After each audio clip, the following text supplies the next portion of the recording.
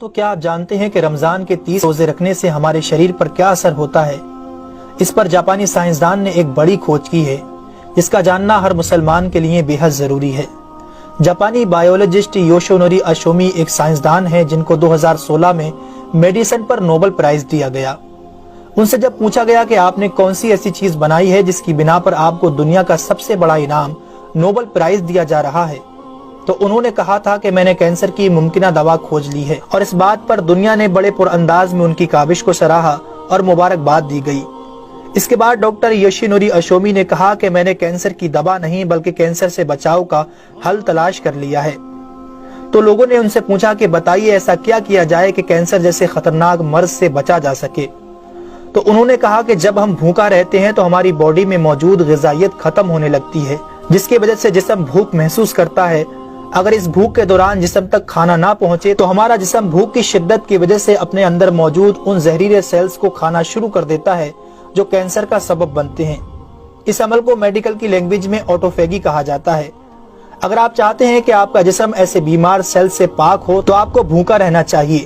جب ایسے سیلز مرنا شروع کر دیتے ہیں تو کینسر کا پرسنٹیج کم ہو جاتا ہے۔ اس کے بعد جاپانی سائنسدان سے پوچھا گیا کہ انسان کو سال بھر میں کتنے دن بھوکا رہنا چاہیے کہ اس میں کینسر نہ پایا جائے؟ تو انہوں نے کہا کہ اگر 20 سے 25 دن کم سے کم اور 9 سے 10 گھنٹے بھوکا رہا جائے تو اس کی باڈی ایسے تمام زہریلے سیلز کو کھا جائے گی اور اس میں کینسر نہیں ہوگا۔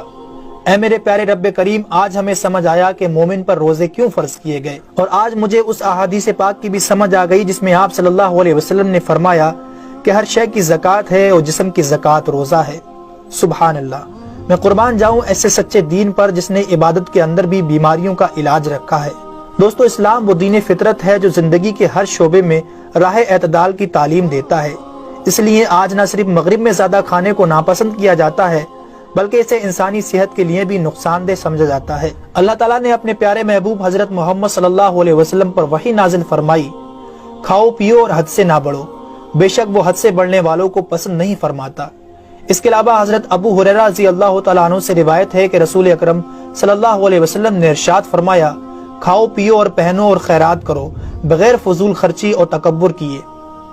دوستو، انسان کو کھانے کی صرف تھوڑی سی مقدار کی ضرورت ہے جو انسانی جسم میں توانائی پیدا کر سکے، جتنی توانائی انسانی زندگی کے لیے ضروری ہے، اور جس سے اس کی صحت اچھی رہے اور وہ اپنی روزمرہ کی ذمہ داریاں پوری کر سکے۔